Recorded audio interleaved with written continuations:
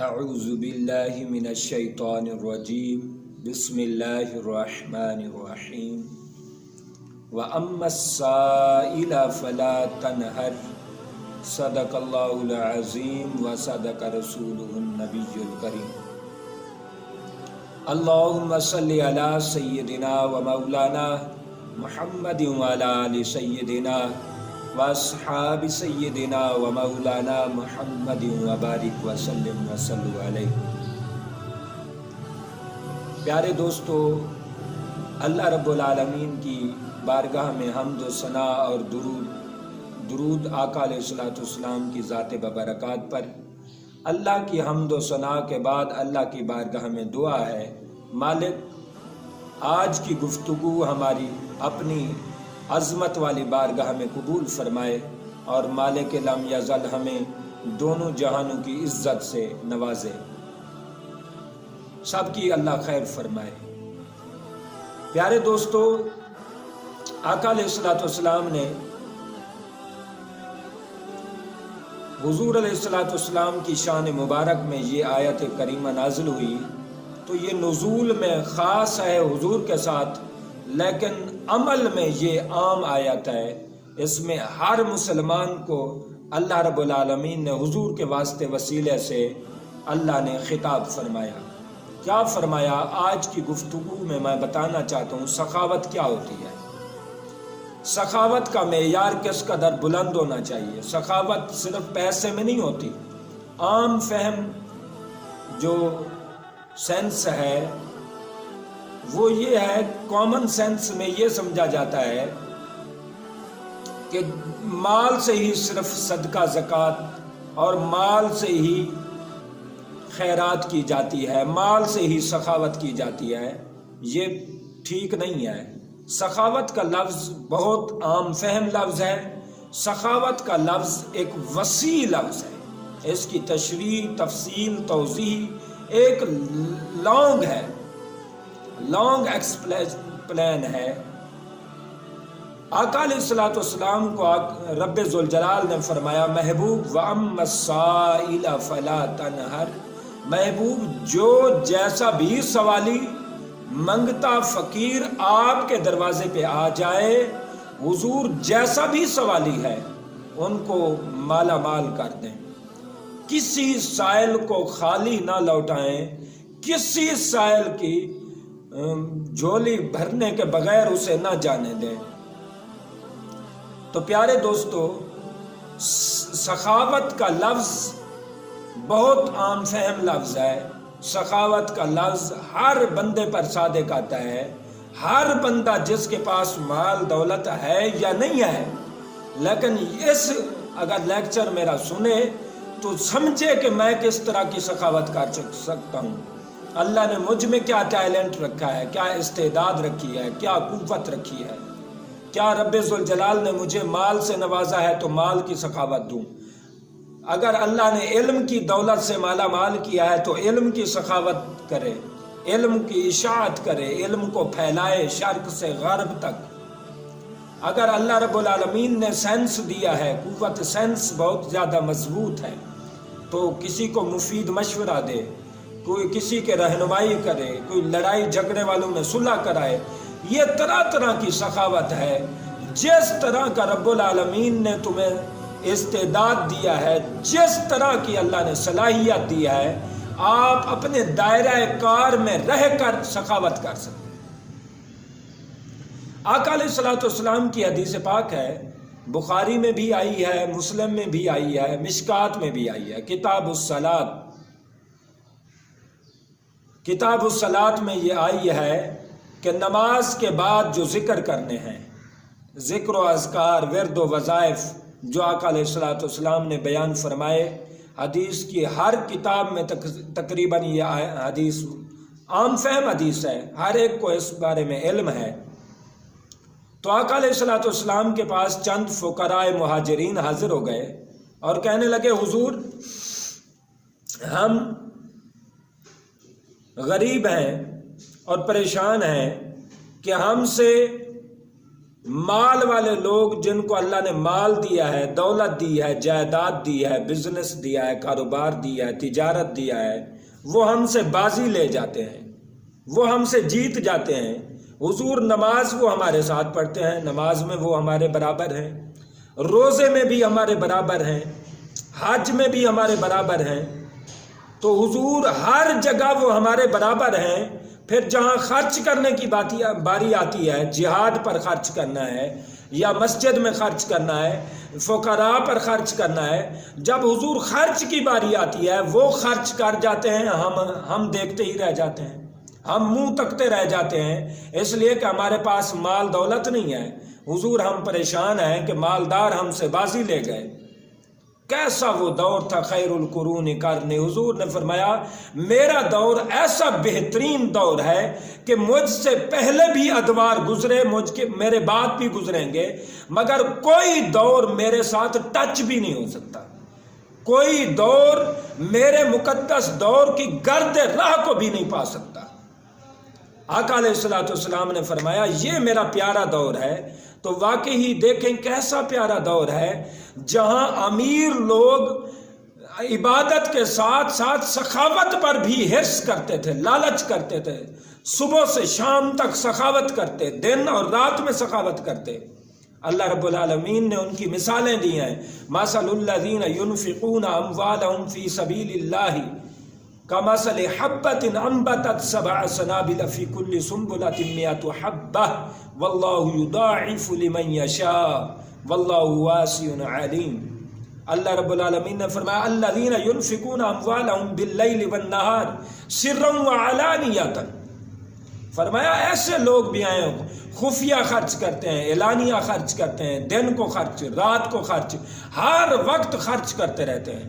تو امیر لوگوں کا وہ کیسا پیارا دور تھا، امیر لوگوں کا رجحان عبادت کے ساتھ ساتھ سخاوت پر تھا، اور غریبوں کا رجحان عبادت کے ساتھ ساتھ وہ سخاوت پر بھی ترستے تھے، وہ سخاوت کی طرف بھی کوشاں رہتے، سخاوت کی جد و جہد بھی کرنا چاہتے تھے۔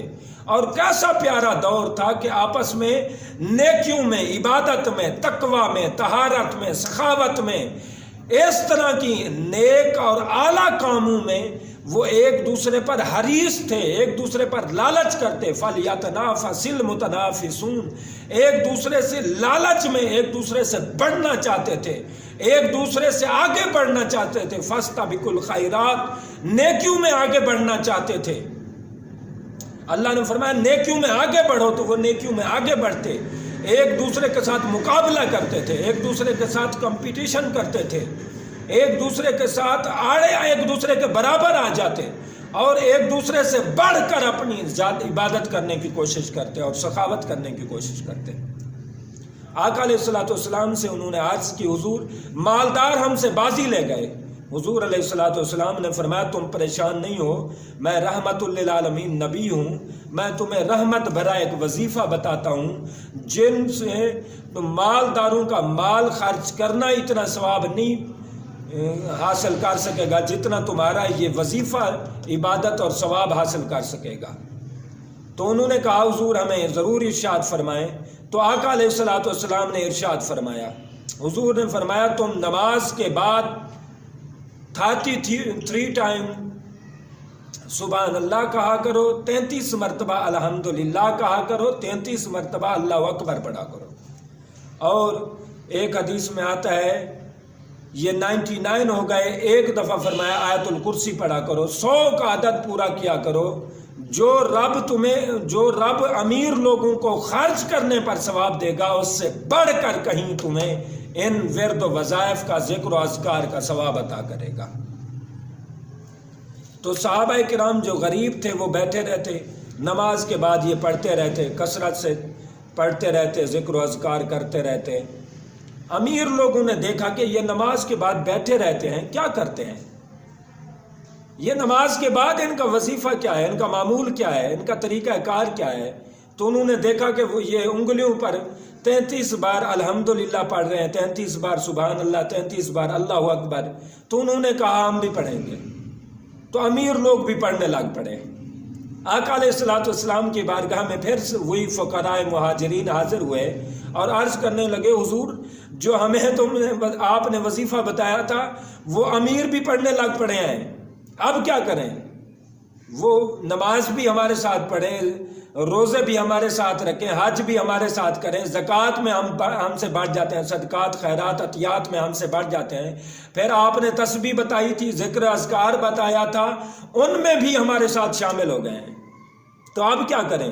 آقا علیہ الصلوۃ والسلام نے پیارا جملہ ارشاد فرمایا یہ اللہ کا فضل ہے، ذالک فضل اللہ یؤتیہ من یشاء، یہ اللہ کا فضل ہے، اللہ جسے چاہے دے دیتا ہے۔ اب صحابہ حضور نے گویا کہ یوں فرمایا کہ امیر بندہ ہو، صحابہ اب تم پریشان نہیں ہو، یہ اللہ کا ان پر فضل ہے، یعنی امیر بندہ ہو، وہ عبادت بھی کرے، سخاوت بھی کرے، وہ ذکر و اذکار بھی کرے، مسجد کو ٹائم بھی دے، نماز کو بھی ٹائم دے، ہر چیز کو ٹائم دے، گویا کہ امیر بھی ہو اور بندے دا پتر بھی ہوئے، امیر بھی ہو اور ہر چیز میں نیکی میں بھی حریص ہو، تو یہ اللہ کا فضل ہے۔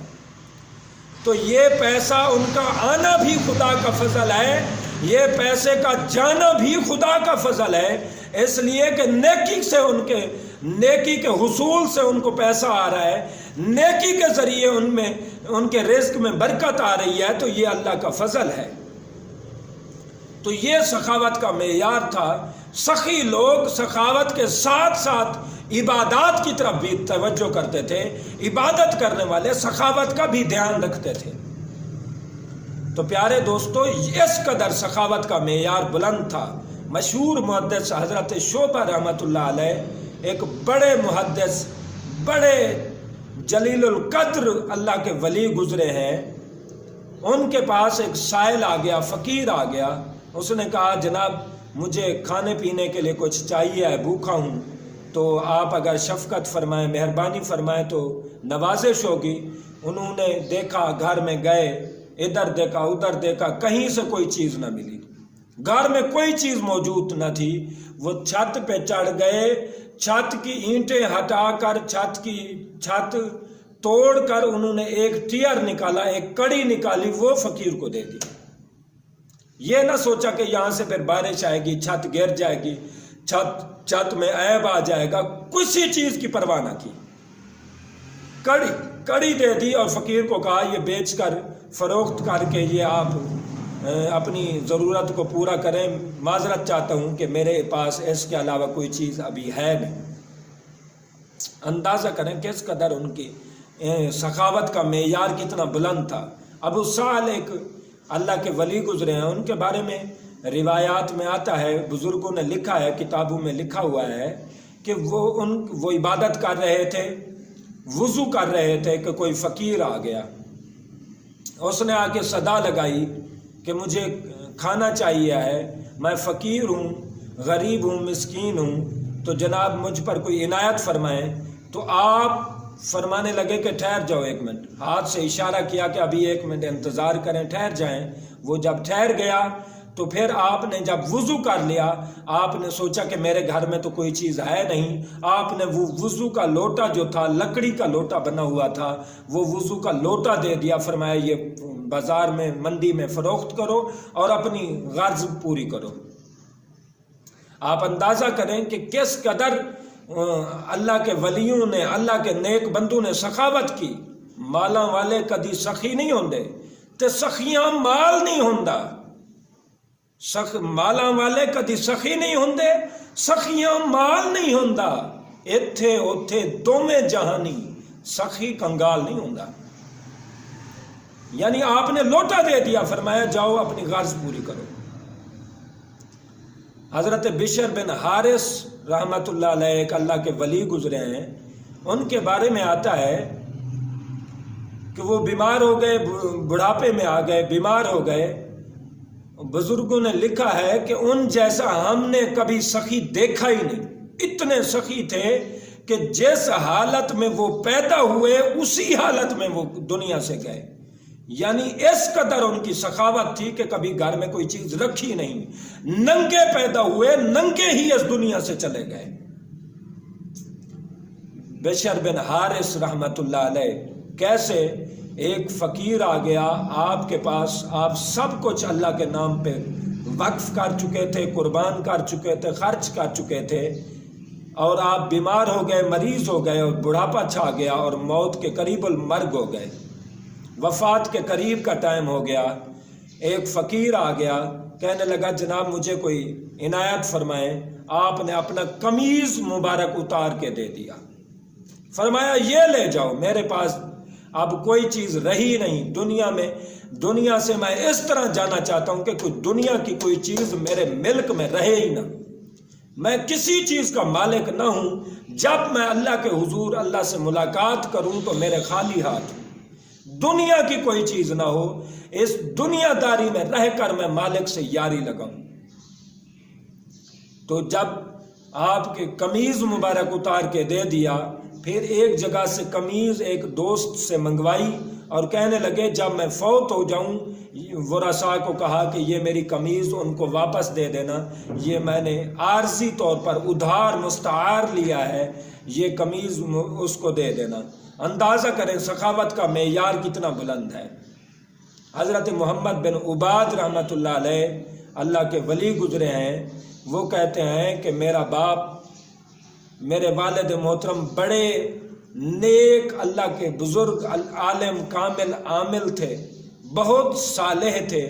एक दफ़ा मामून और रशीद खलीफा ने आपको बुलाया, आप गए तो मामून और रशीद खलीफा ने आपको 1,00,000 दिरहम तोहफे में गिफ्ट दिया।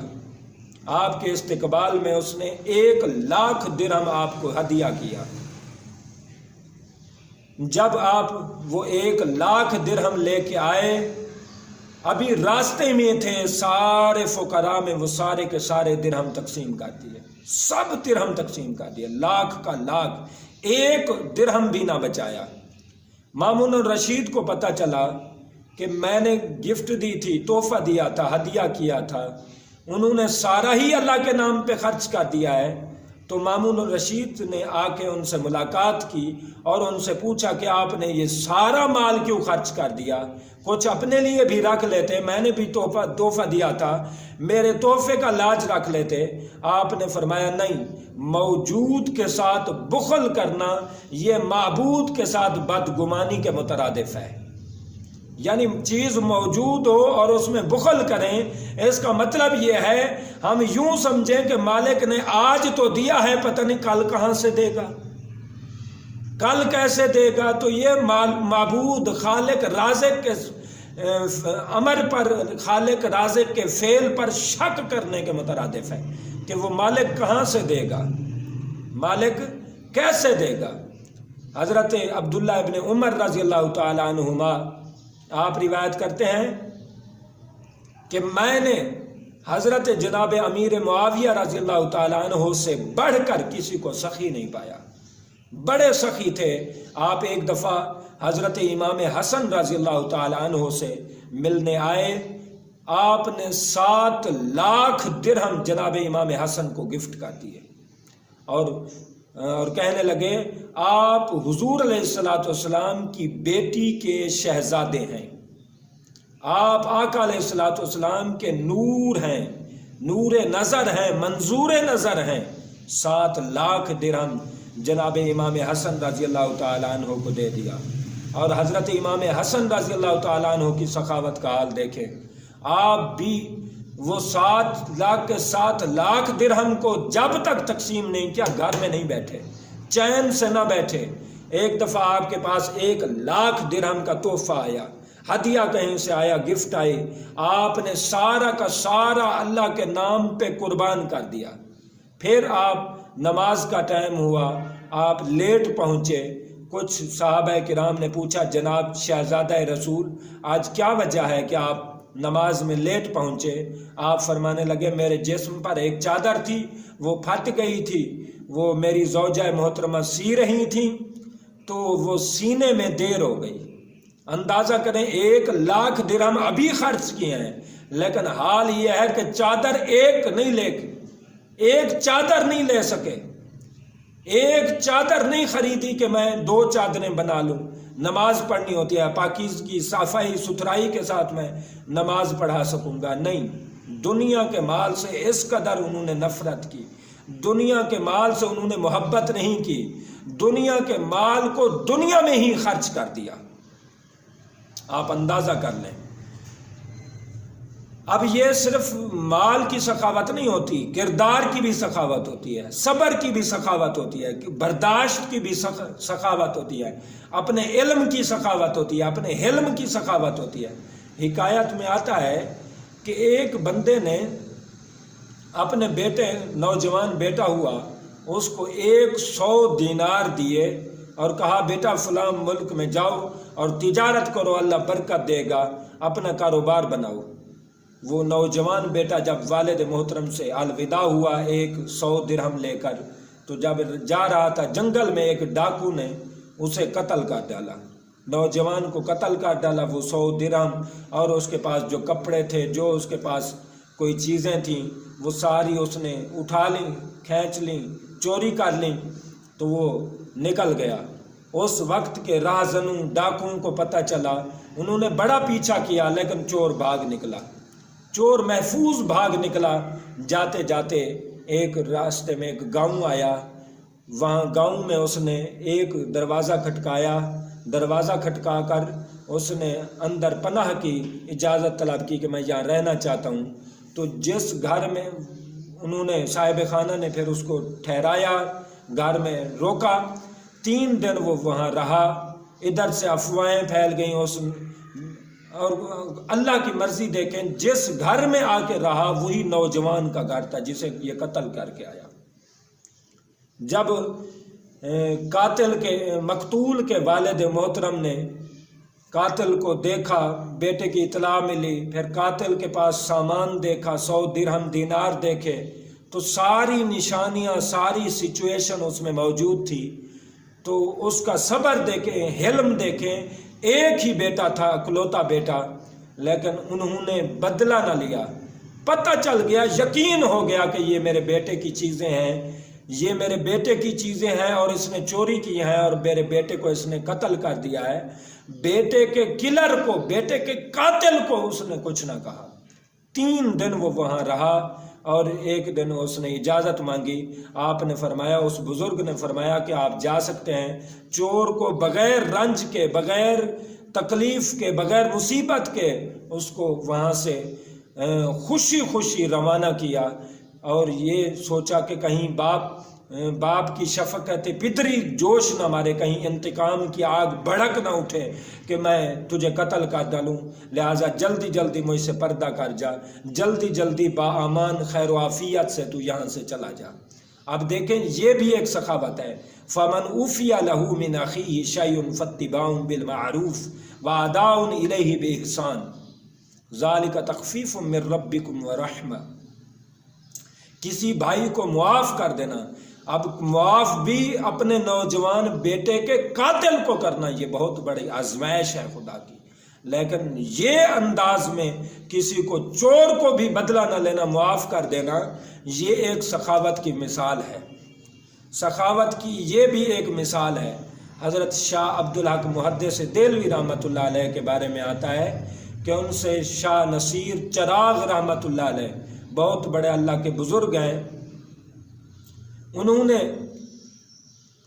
ایک دن حضرت عبدالحق محدث دہلوی رحمۃ اللہ علیہ سے ملاقات کرنے گئے، عیادت کرنے.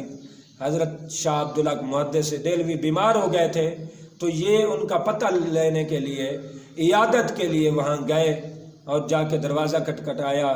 خادم آیا، ان سے عرض کی کہ حضرت شاہ عبدالحق محدث دہلوی رحمۃ اللہ علیہ سے فرمائیں، عرض کریں کہ حضرت شاہ نصیر چراغ رحمۃ اللہ علیہ آپ کے پاس آئے ہیں، کیا آپ اجازت دیتے ہیں؟ حضرت شاہ عبدالحق محدث دہلوی رحمۃ اللہ علیہ فرمانے لگے کہ نہیں، میں اس کو اجازت نہیں دے سکتا، اس لیے کہ وہ ایک مستحب کا تارک ہے. ایک مستحب وہ چھوڑتا ہے، میں نے سنا ہے وہ مستحب یہ چھوڑتا ہے، لہٰذا میں ملاقات نہیں کر سکتا. خادم نے جا کر حضرت شاہ نصیر چراغ رحمۃ اللہ علیہ کو بتایا کہ جناب حضور اجازت نہیں دے رہے، وہ کہتے ہیں ایک مستحب کا تو تارک ہے، لہٰذا مجھ سے ملاقات نہیں ہو سکتی۔ تو حضرت شاہ نصیر چراغ رحمۃ اللہ علیہ نے عرض کی کہ جاؤ حضور سے کہو، حضرت شاہ عبدالحق محدث دہلوی رحمۃ اللہ علیہ سے کہو میں نے اس امر پر، اس فعل پر اللہ سے توبہ کر لی ہے، میں نے اللہ سے معافی مانگ لی ہے۔ حضرت شاہ عبدالحق محدث دہلوی رحمۃ اللہ علیہ جوش میں آئے اور اپنی پگڑی مبارک اتار کے خادم کو کہا کہ اس کے راستے میں میری پگڑی بچھا دو اور اسے کہو میری پگڑی پر وہ اپنے قدم لگاتا ہوا میرے پاس استقبال کے ساتھ میرے پاس حاضر ہو۔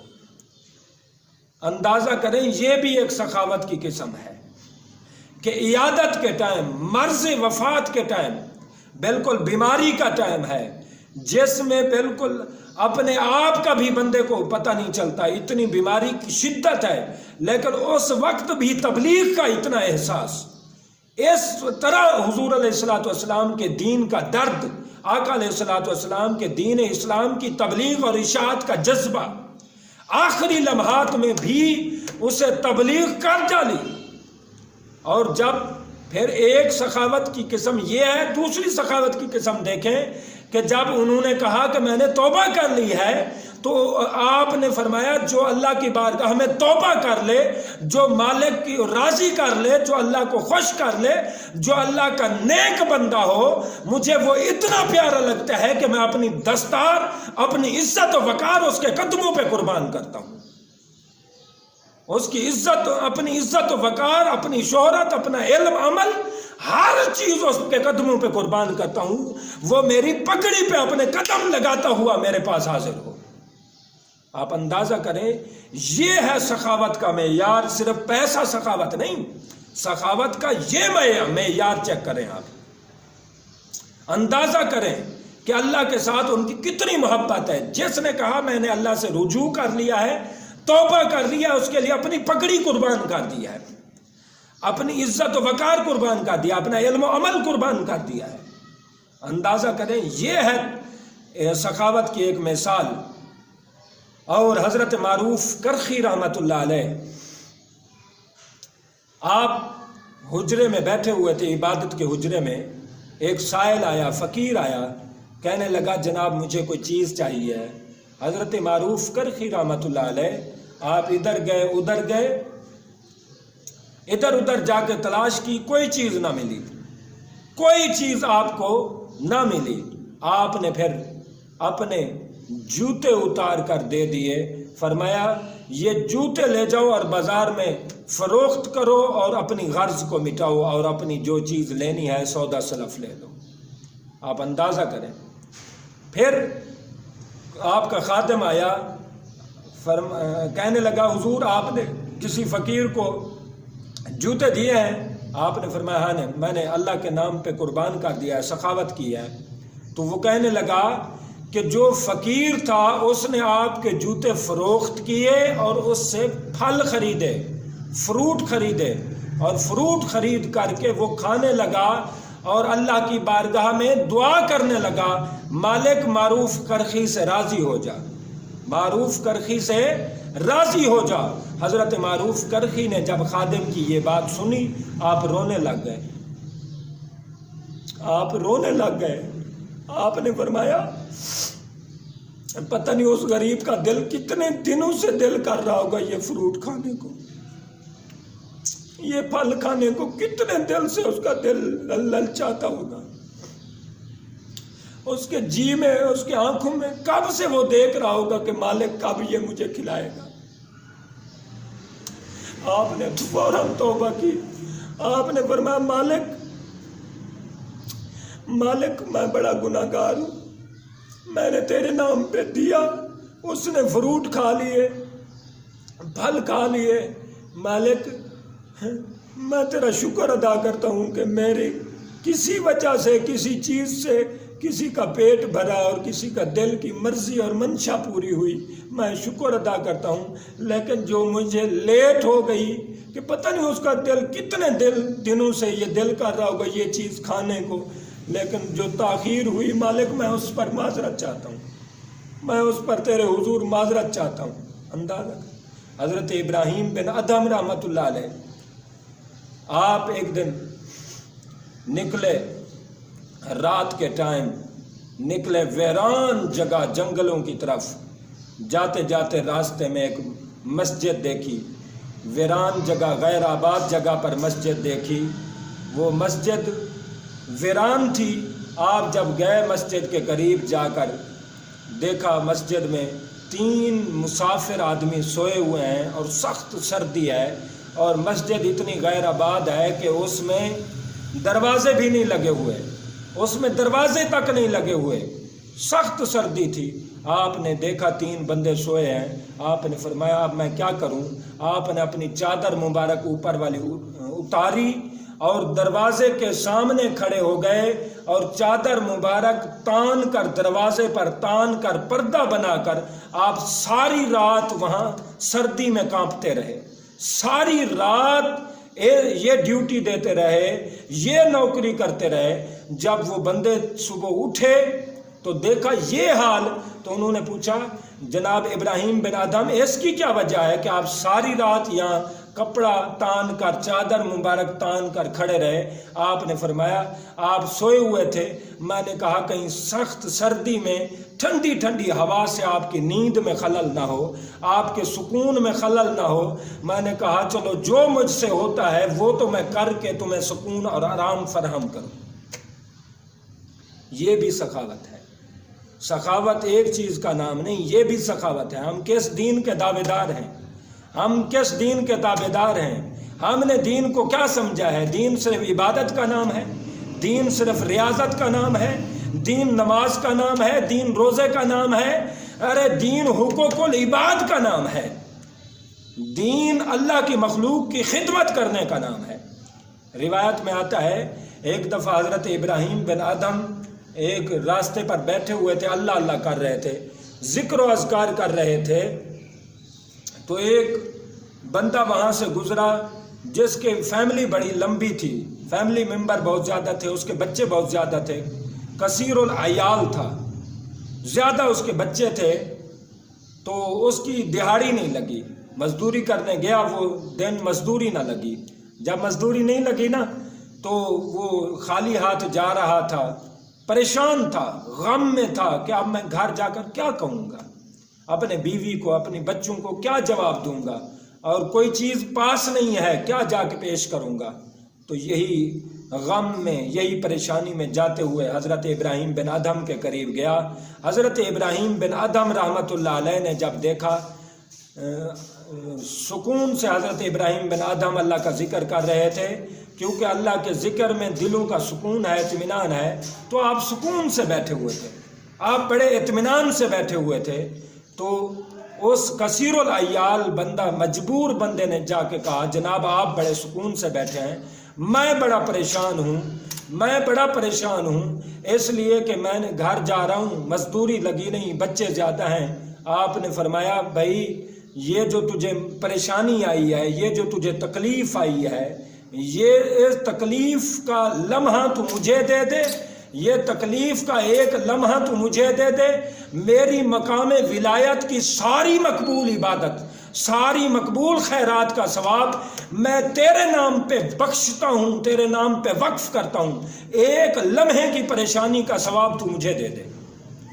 آپ اندازہ کریں مالک کی تقسیم پر راضی ہونا، اللہ کی عطا کردہ پریشانی پر راضی ہونا، اور جو اس پر اجر و ثواب ملتا ہے اس کا شکر کرنا، یہ صبر کرنا اور شکر کرنا، یہ بھی سخاوت ہے۔ مالک کی تقسیم پر راضی ہونا اور اسی کی رضا پر راضی رہنا، یہ بھی ایک سخاوت ہے۔ حضرت بشر حافی رحمۃ اللہ علیہ ایک بزرگ کہتے ہیں میں ان کو ملنے گیا، حضرت بشر حافی رحمۃ اللہ علیہ گھر میں بیٹھے ہوئے تھے، سخت سردی تھی اور سردی کی وجہ سے آپ کانپ رہے تھے، سردی کی وجہ سے آپ کانپ رہے تھے، اتنی سخت سردی تھی، حتیٰ کہ آپ بزرگ فرماتے ہیں میں جب گیا میں نے جا کر کہا کہ جناب اس کی کیا وجہ ہے کہ آپ سردی میں کانپ رہے ہیں، آپ کے جسم پر شریعت کے مطابق صرف کپڑا ہے اور کچھ نہیں ہے، صرف ناف سے گھٹنوں تک آپ نے کپڑا پہنا ہوا ہے، باقی کوئی کپڑا نہیں ہے۔ اس کی وجہ کیا ہے؟ آپ کانپ رہے ہیں سخت سردی میں۔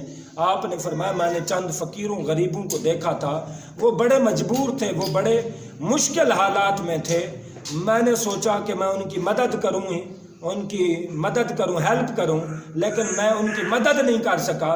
میں نے سوچا میں ان کی مدد نہیں کر سکتا، چلو میں ان کے ساتھ موافقت کر لیتا ہوں۔ میں ان کے ساتھ تعاون معاونت نہیں کر سکا تو چلو موافقت کر لیتا ہوں۔ میں ان کی مدد نہیں کر سکا، ان کے ساتھ موافقت کر لیتا ہوں۔ جیسے ان کے پاس کپڑے نہیں ہیں، میرے پاس، میں بھی اپنے کپڑے اتار چکا ہوں تاکہ مجھے سردی کا احساس ہو کہ غریبوں کو کتنی تکلیف ہوتی ہے، غریبوں کے ساتھ میں بیٹھ جاؤں۔ حضرت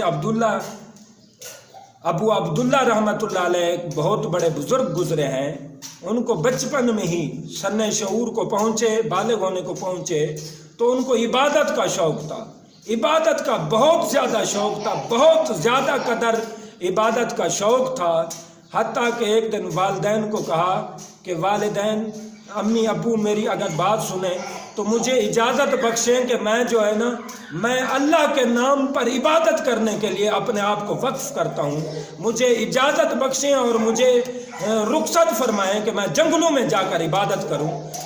ان کے والدین بھی نیک تھے، انہوں نے کہا جاؤ بیٹا عبادت کرو، جاؤ بیٹا عبادت کرو۔ حتیٰ کہ کئی سال کے بعد ابو عبداللہ اپنے گھر آئے، والدین سے ملاقات کی تو والدین نے پوچھا کون ہو تم؟ انہوں نے کہا آپ کا میں بیٹا ہوں۔ انہوں نے کہا ہمارا کوئی بیٹا نہیں ہے، ہم نے بیٹا اللہ کے نام پہ قربان کیا تھا، ہم نے بیٹا اللہ کے نام پہ قربان کیا اور وقف کر دیا تھا، لہٰذا ہم نے بیٹا اللہ کے نام پہ قربان کیا ہے، جو چیز ہم اللہ کے نام پر دے دیتے ہیں ہم واپس نہیں لیتے، لہٰذا ہمارا کوئی بیٹا نہیں، ہم نے بیٹا اللہ کے نام پہ قربان کر دیا تھا۔ یہ بھی ایک سخاوت ہے، یہ بھی سخاوت کا معیار ہے۔ سخاوت کا معیار دیکھیں کتنا بلند ہے۔ ارے ان لوگوں نے اللہ کو راضی کیا، اللہ کو منایا، اللہ سے جستجو کی، اللہ کی طرف محنت کی، مشقت کی، اپنا مال جان تن من دھن ہر شے اللہ کے نام پہ قربان کی، پھر مالک نے بھی راضی ہو گیا، مالک نے راضی ہو کر دنیا میں نام چمکا دیا، رب نے قبروں کو جنت کا باغ بنا دیا، رب حشر کے دن بھی ان کے مقام اور ان کی عزت اور شان دنیا کو دکھائے گا۔ مالک کے حضور دعا ہے اللہ کو